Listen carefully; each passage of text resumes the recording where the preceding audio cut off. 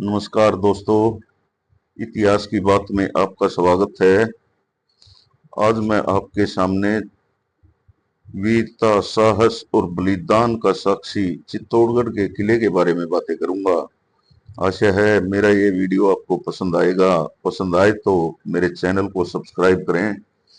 अजमेर से खंडवा जाने वाले रेल मार्ग पर चित्तौड़गढ़ जंक्शन है। यहाँ से 2 मील की दूरी पर चारों ओर मैदान से घिरी हुई एक पहाड़ी है, जिस पर एक प्रसिद्ध किला बना हुआ है, जिसे चित्रदुर्ग या चित्तौड़गढ़ कहते हैं। यह गढ़ समुद्र की सतह से 1850 फुट ऊंचा, लगभग 3 मील लंबा और आधा मील चौड़ा है। आसपास के चौरस मैदान से इसकी ऊंचाई 500 फुट है।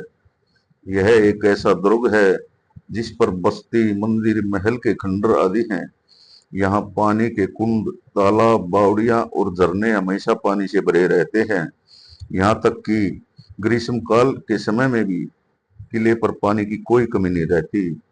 यहाँ खेती की सुविधा भी है, जिससे उस समय लड़ाइयों के घेरे के दौरान खाद्य सामग्री की कभी कमी नहीं रही। चित्तौड़ की प्रसिद्धि का मुख्य कारण है यहाँ के हजारों क्षत्रियों ने, लाखों सैनिकों ने, अनगिनत वीरों ने अपने देश के सम्मान और मान की रक्षा के लिए अपने जीवन का बलिदान दिया था। यहाँ सैकड़ों राजपूतों व अन्य जाति की महिलाओं ने जीते जी अग्नि में प्रवेश कर, जिसे जोहर कहते हैं, अपने प्राणों की आहुति दे डाली थी। अनेक बार जब जब इस गढ़ को घेरा या लड़ाई हुई, रक्तपात और जोहर एक साधारण सी घटना बन गए। दंत कथा के आधार पर यह कहा जाता है कि यह किला पांडवों के समय विद्यमान था। यहाँ किसी समय भीम आया था, जिसने अपने घुटने के बल से यहाँ पानी निकाला था। यह स्थल भीमलत के नाम से विख्यात है, जो पानी के कुंड के रूप में आज भी देखा जा सकता है। परंतु विक्रमी संवत 770 के एक शिलालेख से, जिसकी प्रतिलिपि कर्नल टाड की पुस्तक में प्रमाणित है, कि मौर्य वंश का एक भीम नामक शासक था। संभवतः पांडव वंश के भीम के साथ इस भीम को मिला दिया गया हो और कहा जाने लगा हो कि चित्तौड़ के भीमलत कुंड को पांडव वंशीय भीम ने बनाया हो। शिलालेख की वंशावली में मौर्य वंशी भीम का चित्तौड़ में रहना प्रतीत होता है।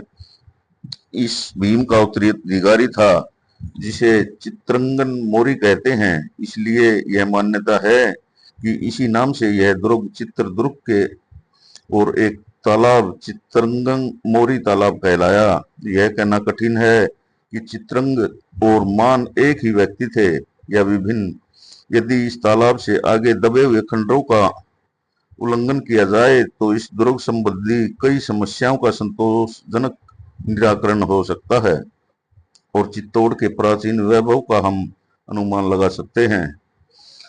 इससे संपूर्ण किला चारों ओर से सुदृढ़ दीवारों से घिरा हुआ है और उसकी सुरक्षा के लिए मुख्य मार्ग तथा 7 द्वार बने हुए हैं।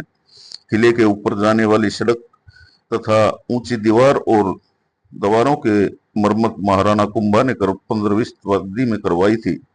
किले के पूर्वी ओर सूरजपोल का एक बड़ा दरवाजा है और दूसरी ओर लाखोटा बारी है, जो किले में प्रवेश से रोकती है।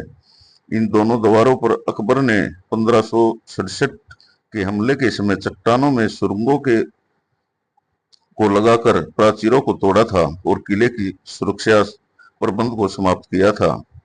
जब हम स्टेशन से किले की ओर आते हैं तो लगभग 1.25 मील के बाद हमें एक पुल मिलता है, जिसमें गंभीरी नदी पार की जाती है।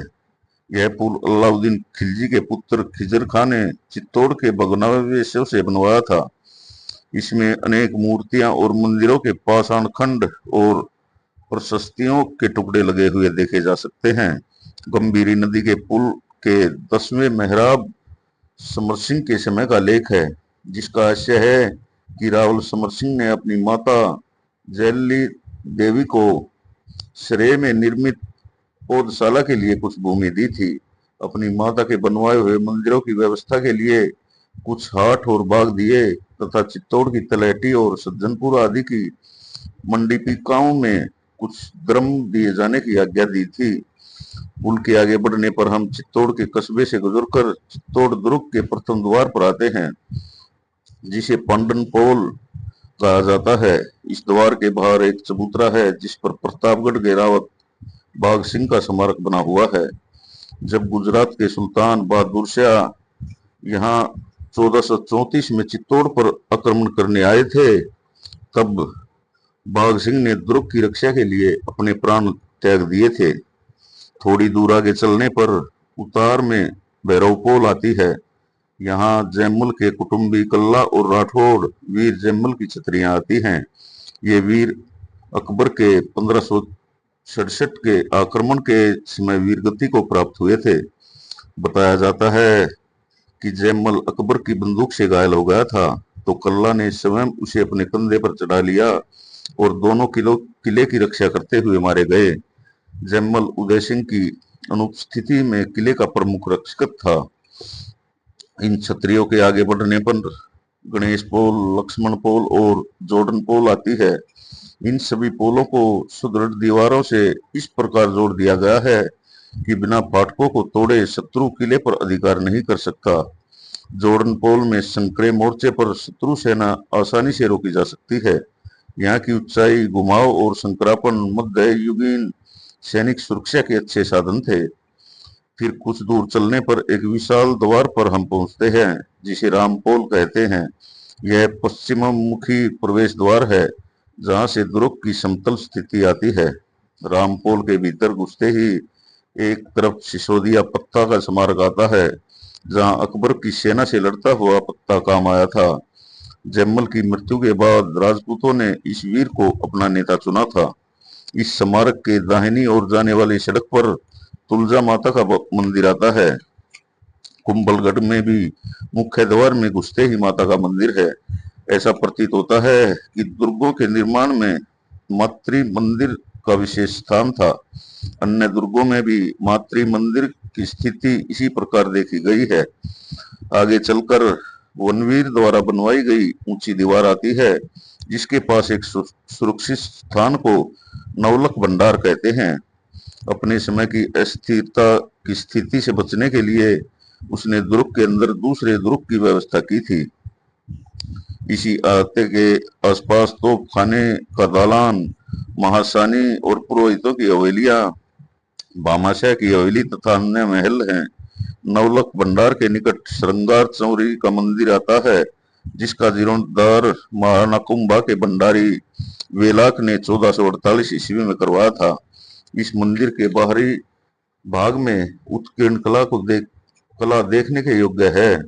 इसको भ्रम से श्रृंगार चोरी कहते हैं, यह बताते हुए कि महाराणा कुंभा की लड़की का विवाह यहाँ हुआ था या वह यहाँ श्रृंगार के लिए आती थी। वास्तव में यह शांतिनाथ का जैन मंदिर है, जिसकी प्रतिष्ठा खरतरगर्च के आचार्य जिनसेन सूरी ने की थी। जिस स्थान को लोग चोरी कहते हैं, वह वास्तव में उस अष्टापद मूर्ति की वेदी है या पूजा प्रकार का विशेष स्थान है। यहाँ से आगे बढ़ने पर त्रिपोलिया नामक एक द्वार मिलता है, जहाँ से पुराने राजमहल का चौक, निजी सेवा का बाण माता मंदिर, कुंभा का जनाना और मर्दाना महल, राजकुमारों के प्रासाद, कोठार, शिले खाना अति दर्शनीय हैं। इस संपूर्ण भाग को कुंभा के महल कहा जाता है, जिसमें से एक सुरंग को पद्मिनी के जोर स्थान बताया जाता है। वास्तव में नीचे के महलों का भाग कुंभा के समय में से पहले ही बना हुआ था, जिसके कई कमरे और बरामदे अब खुदाई व सफाई में निकल आए हैं। संभव है महाराणा कुंभा ने इन्हीं पुराने महलों पर नए महल बना दिए हों। जिस मार्ग को जौहर सुरंग बताया जाता है, वह निर्मल है। नीचे की मंजिल निकल जाने आने से यह भ्रांति स्पष्ट हो जाती है। जौहर होने के स्थान समीदेश्वर के आसपास की खुली भूमि है।